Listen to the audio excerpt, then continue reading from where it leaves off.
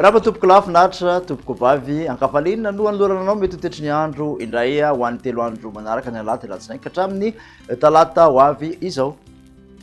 Ao anatin'izay ary dia ny ataontsika hoe indrindrahona izay somary miaraka amin'ity fikorotanana ato Tsimbasanana Nosy ity no tena andrafitra ny tetry ny andro amin'ny ankapobeny miverina volon'andro fahavaratra zany tsika ny 3 andro manaraka ka hatramin'ny talata ho avy izao hiverina ny oram-baratra ho an'ny faritra maro manerana ny Nosy. Ao anatin'izay ihany koa ary dia mety ho betsaka ny rotsakorana indraindray amin'ny faritra sasatsasany aty amin'ny afovoan-tany. Ao anatin'izay fabetsahany rotsakorana izay moa dia aty amin'iny ilaina tsanany Analamanga iny zao mahazo any Moramanga sy Anosibenala dia tombanana ho betsaka ny rotsakorana manomboka amin'ity androany ity ka hatramin'izay 3 andro manaraka izay mety tafakatra hatramin'ny 30 ka hatramin'ny 50 milimetatra ny avon'ny rotsakorana ao anatin'ny ray andro.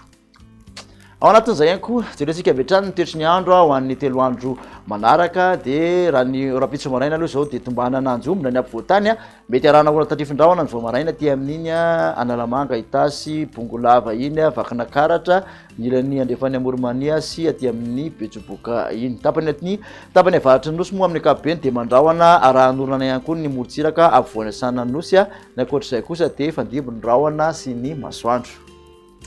Ny tolakandro kosa indray dia tombanana isy oram-baratra araka izany ny faritra maro manerana Nosy ankoatrany aty amin'ny morotsiraky ny faritra Melaky, Menabe, faritra Tsimandrefana sy ny faritra Androy. Makasika ny tombatombana ho an'ny maripana kosa indray dia tombanana nodidina ny 7 ka hatramin'ny 9 degré Celsius ny mafana indrindra aty amin'ny afovoan-tany manodidina ny 2 ka hatramin'ny 4 degré Celsius ny morotsiraka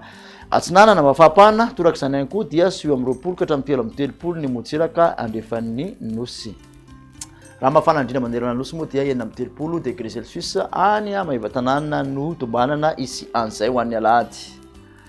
Tetry ny andro ho an'ny alatsinainy kosa indray dia mitoetra hatrany ny oram-baratra na ny tombatombana ho an'ny tapany avaratra Nosy manontolo ny aty amin'ny afovoan-tany sy ny morotsiraka atsinanana manontolo iny raha ho an'ny alatsinainy aty amin'ny morotsiraka afovoany andrefana sy atsimandrefana ary atsimo Nosy hatrany aloha no ifandebon'ny rahona sy ny masoandro.